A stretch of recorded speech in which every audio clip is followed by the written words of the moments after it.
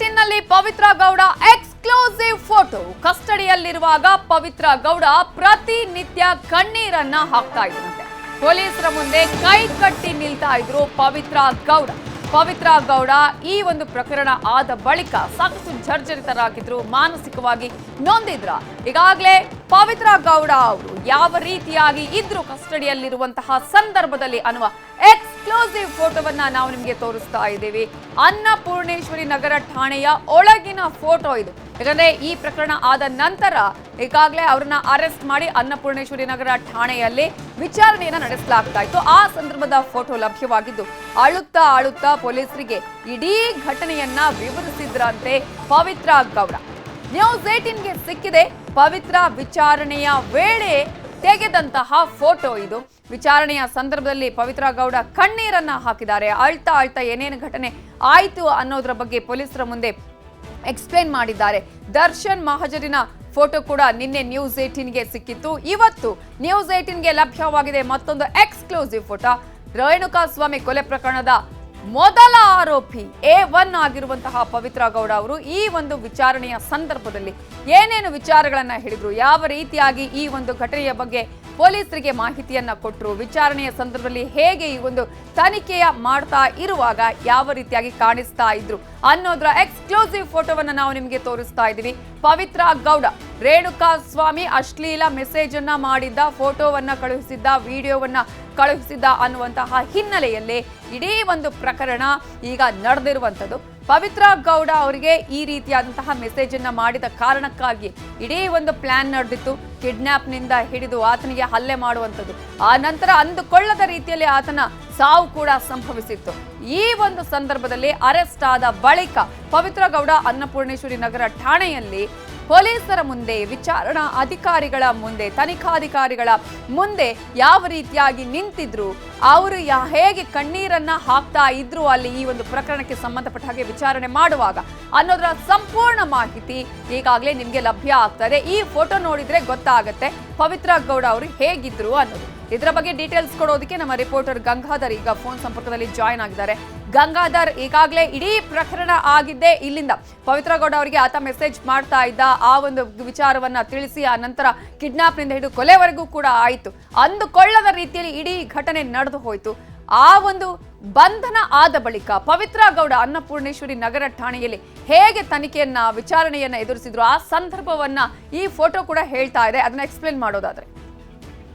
S Navita Jain, ಪ್ರಮುಖವಾಗಿ ಈ ಒಂದು ಘಟನೆಗೆ ಸಂಬಂಧಪಟ್ಟಂತೆ A1 ಆರೋಪಿಯಾಗಿರುವಂತಹ ಪವಿತ್ರ ಗೌಡ ಅಂದ್ರೆ ಆ ಬಂಧನ ಆದಂತಹ ಸಂದರ್ಭದಲ್ಲಿ ಹೇಗೆ ಮಾನಸಿಕವಾಗಿ ಕುಗ್ಗಿದ್ರು ಅನ್ನೋದಕ್ಕೆ ಈ ಫೋಟೋ ಒಂದು ಸಾಕ್ಷಿ ಅಂತ ಹೇಳ್ಬೋದು. ಆದ್ರೆ ಪೊಲೀಸರು ವಿಚಾರಣೆ ಮಾಡುವ ಸಂದರ್ಭದಲ್ಲಿ ಕೈ ಕಟ್ಟಿಯೇ ನಿಂತ್ಕೊಳ್ತಾ ಇದ್ಲು. ಮತ್ತೆ ಪ್ರತಿಯೊಂದು ಸಂದರ್ಭದಲ್ಲೂ ಕೂಡ ಕಣ್ಣೀರನ್ನ ಹತ್ಕೊಂಡು ಅಲ್ಲಿ ಪೊಲೀಸರ ಮುಂದೆ ಗೋಗರಿತಾ ಇರುವಂತದ್ದು. ಅಂದ್ರೆ ನನಗೂ ಈ ಪ್ರಕರಣಕ್ಕೂ ಯಾವುದೇ ರೀತಿಯ ಸಂಬಂಧ ಇಲ್ಲ, ನಾನು ಕೇವಲ ಪವನ್ಗೆ ವಿಚಾರವನ್ನ ಹೇಳಿದ್ದೆ, ಅದು ದರ್ಶನ್ಗೆ ಗೊತ್ತಾಯ್ತು. ಮತ್ತೆ ಅವತ್ತಿನ ದಿನ ದರ್ಶನ್ ಜೊತೆ ಅಲ್ಲಿ ನಾನು ಶೆಡ್ಗೆ ಹೋಗಿದ್ದೆ ಅಷ್ಟೇ, ನಾನು ಯಾವುದೇ ಕಾರಣಕ್ಕೂ ಅವ್ರ ಮೇಲೆ ಹಲ್ಲೆ ಮಾಡಿಲ್ಲ ಅಂತ ಹೇಳ್ತಾ ಇದ್ರು. ಆದ್ರೆ ಪೊಲೀಸರ ವಿಚಾರಣೆಯ ಸಂದರ್ಭದಲ್ಲಿ ಪವಿತ್ರ ಗೌಡ ಎಷ್ಟು ರಾಕ್ಷಸ ರೂಪದಲ್ಲಿ ಅವರ ಮೇಲೆ ಚಪ್ಪಲಿಯಲ್ಲಿ ಹಲ್ಲೆ ಮಾಡುವಂತಹದ್ದಾಗಿರ್ಬೋದು, ಮತ್ತೆ ಅವಾಚ್ಯ ಶಬ್ದಗಳಿಂದ ನಿಂದನೆ ಮಾಡಿರುವಂತಹದ್ದಾಗಿರ್ಬೋದು, ಅವೆಲ್ಲವೂ ಕೂಡ ಈಗ ಚಾರ್ಜ್ ಶೀಟ್ ಅಲ್ಲಿ ಉಲ್ಲೇಖವನ್ನ ಮಾಡಲಾಗಿರುವಂತದ್ದು. ಮತ್ತೆ ರೇಣುಕಾಸ್ವಾಮಿ ಕಳಿಸಿರುವಂತಹ ಒಂದು ಅಶ್ಲೀಲ ಫೋಟೋ ಆಗಿರ್ಬೋದು, ಮೆಸೇಜ್ಗಳ ವಿಚಾರವಾಗಿ ಹೀಗೆಲ್ಲ ಅವಾಚ್ಯ ಶಬ್ದಗಳನ್ನ ನಿಂದನೆ ಮಾಡಿ ಹಲ್ಲೆಯನ್ನ ಮಾಡಲಾಯಿತು. ಮತ್ತೆ ಆಕೆಯ ಕಾಲಿಗೆ ದರ್ಶನ್ ತಲೆಯನ್ನ ಹಿಡ್ಕೊಂಡು ಹೇಗೆ ಕಾಲಿಗೆ ಬೀಳಿಸಿದ್ದ ಅನ್ನೋದು ವಿಚಾರಣೆ ಎಲ್ಲ ಕೂಡ ಆ ಬಗ್ಗೆ ಚಾರ್ಜ್ ಶೀಟ್ ಅಲ್ಲಿ ಉಲ್ಲೇಖ ಆಗಿರುವಂತದ್ದು. ಆದ್ರೆ ಈ ಒಂದು ಫೋಟೋ ಏನ್ ನ್ಯೂಸ್ 18ಗೆ ಎಕ್ಸ್ಕ್ಲೂಸಿವ್ ಫೋಟೋ ಸಿಕ್ಕಿದೆ, ಆ ಫೋಟೋದಲ್ಲಿ ಗೊತ್ತಾಗುತ್ತೆ ಆ ಪವಿತ್ರ ಗೌಡ ಪೊಲೀಸರ ವಿಚಾರಣೆಯ ಸಂದರ್ಭದಲ್ಲಿ ಕೈಕಟ್ಟಿ ನಿಂತ್ಕೊಂಡು ಹೇಗೆ ಅದಕ್ಕೆ ಪೊಲೀಸರ ತನಿಖಾಧಿಕಾರಿಗಳಿಗೆ ಉತ್ತರವನ್ನ ಕೊಡ್ತಾ ಇದ್ರು ಅಂತ. ಅಂದ್ರೆ ಇದು ಅನ್ನಪೂರ್ಣೇಶ್ವರಿ ನಗರ ಪೊಲೀಸ್ ಠಾಣೆಯಲ್ಲಿ ಅವತ್ತಿನ ಕಸ್ಟಡಿಯಲ್ಲಿದ್ದಂತಹ ಸಂದರ್ಭದಲ್ಲಿ ಆಕೆ ನಿಂತ್ಕೊಂಡಿದ್ದಂತಹ ಫೋಟೋಗಳಿದು. ಅಂದ್ರೆ ಈ ವಿಚಾರಕ್ಕೆ ಸಂಬಂಧಪಟ್ಟಂದ್ರೆ ಆಕೆಯ ಮಾನಸಿಕವಾಗಿ ಕುಗ್ಗಿ ಹೇಗೆ ಅಲ್ಲಿ ಇದ್ಲು ಅನ್ನೋ ವಿಚಾರಕ್ಕೆ ಅವರ ಫೇಸ್ ಮತ್ತೆ ಅಲ್ಲಿ ನಿಂತಿರುವಂತಹ ಒಂದು ಸಿಚುವೇಶನ್ ಏನಿದೆ ಅವೆಲ್ಲ ಕೂಡ ಅದಕ್ಕೆ ಉತ್ತರವನ್ನ ಕೊಡುತ್ತೆ. ಆದ್ರೆ ಈಗ ಸದ್ಯ ಆಕೆ ನಗರ ಸೆಂಟ್ರಲ್ ಜೈಲಲ್ಲಿರುವಂತದ್ದು, ಈಗಲೂ ಕೂಡ ಆಕೆ ಮಾನಸಿಕವಾಗಿ ಕುಗ್ಗಿರುವಂತದ್ದು. ಅಂದ್ರೆ ಈಗ ಚಾರ್ಜ್ ಶೀಟ್ ಆದ ಸಂದರ್ಭದಲ್ಲಿ A1 ಆಗಿ ತೋರಿಸ್ಬಿಟ್ಟಿದ್ದಾರೆ ಪೊಲೀಸರು.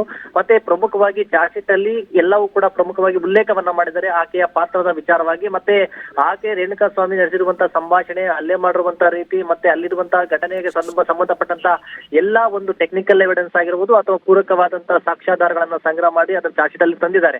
ಅದೇ ರೀತಿಯಾಗಿ ಈಗ ನ್ಯೂಸ್ ಏಟೀನ್ ಕನ್ನಡಕ್ಕೆ ಒಂದು ಫೋಟೋ ಸಿಕ್ಕಿದೆ. ಇದು ಪೊಲೀಸರ ವಿಚಾರಣೆಯ ಸಂದರ್ಭದಲ್ಲಿ ಆಕೆ ನಿಂತಿರುವಂತದ್ದು ಮತ್ತೆ ಆಕೆ ಕಣ್ಣೀರು ಹಾಕ್ತಾ ಇರುವಂತಹ ಒಂದು ಫೋಟೋ ಇದಾಗಿರುವಂತದ್ದು ನವಿತಾ ಜೈನ್. ಪ್ರತಿ ಬಾರಿ ವಿಚಾರಣೆ ಸಂದರ್ಭದಲ್ಲಿ ಆಗಿರ್ಬೋದು, ಕಸ್ಟಡಿಯಲ್ಲಿ ಇದ್ದಂತಹ ಸಂದರ್ಭದಲ್ಲಿ ಇದೇ ರೀತಿಯಾಗಿದ್ರ, ಪಶ್ಚಾತ್ತಾಪವನ್ನ ಪಡ್ತಾ ಇದ್ರ, ಹೇಗೆ ತನಗೂ ಅದಕ್ಕೂ ಗೊತ್ತಿರ್ಲಿಲ್ಲ ಈ ರೀತಿಯಾಗಿ ಆಗುತ್ತೆ ಅನ್ನುವಂತಹ ಒಂದು ವಿಚಾರಗಳನ್ನ ಏನಾದ್ರು ಹೇಳ್ಕೊಂಡಿದ್ರ, ಹೇಗೆ ತನಿಖಾಧಿಕಾರಿಗಳ ಮುಂದೆ ವಿಚಾರಣೆಗೆ ಹೇಗೆ ಸಹಕಾರವನ್ನ ಕೊಡ್ತಾ ಇದ್ರಂತ?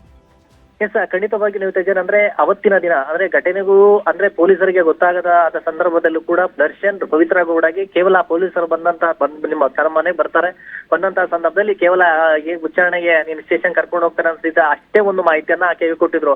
ಆ ಬಳಿಕ ಸ್ನೇಹಿತೆಯ ಮನೆಯಲ್ಲಿದ್ದಂತಹ ಸಂದರ್ಭದಲ್ಲಿ ಪೊಲೀಸರು ಆಕೆಯನ್ನ ಬಂಧನ ಮಾಡಿ ಇಲ್ಲಿಗೆ ಸ್ಟೇಷನ್ಗೆ ಕರ್ಸ್ಕೊಳ್ಳುವಂತ ಪ್ರಯತ್ನವನ್ನ ಮಾಡ್ತಾರೆ. ಆ ನಂತರ ಆಕೆಯನ್ನ ಬಂಧನ ಮಾಡಿದಂತಹ ಸಂದರ್ಭದಲ್ಲಿ ಇಡೀ ಘಟನೆಯ ಸಾರಾಂಶ ಗೊತ್ತಾಗುತ್ತೆ, ತಾವೆಲ್ಲರೂ ಕೂಡ ಸಿಕ್ಕಾಕೊಂಡಿದ್ದೀವಿ ಪ್ರಕರಣದಲ್ಲಿ ಅಂತೇಳಿ. ಆ ಬಳಿಕ ಆಕೆ ಇನ್ನಷ್ಟು ಮಾನಸಿಕವಾಗಿ ಕುಗ್ಗುವಂತದ್ದು, ಅದರಲ್ಲಿ ಏವನ್ ಆರೋಪಿಯಾಗಿ ಪೊಲೀಸರ ಸುದೀರ್ಘ ವಿಚಾರಣೆಯ ಸಂದರ್ಭದಲ್ಲಿ ಕಣ್ಣೀರನ್ನ ಕೆಲಸವನ್ನ ಮಾಡುವಂತದ್ದು. ಮತ್ತೆ ಆ ಒಂದು ಅಂದ್ರೆ ಇದೇ ಕೇಸಲ್ಲಿ ದರ್ಶನ್ ಬಂಧನ ಆದಂತಹ ಹಿನ್ನೆಲೆಯಲ್ಲಿ ದರ್ಶನ್ ಕೂಡ ಆಕೆಯನ್ನ ಅವಾಯ್ಡ್ ಮಾಡುವಂತ ಪ್ರಯತ್ನವನ್ನ ಮಾಡೋದು, ಮಾತನಾಡದೆ ಹಿಂದುಳಿಯುವ ಮತ್ತೆ ಅವರನ್ನ ಅವಾಯ್ಡ್ ಮಾಡುವಂತ ಕೆಲಸಕ್ಕೆ ಮುಂದಾಗ್ತಾರೆ.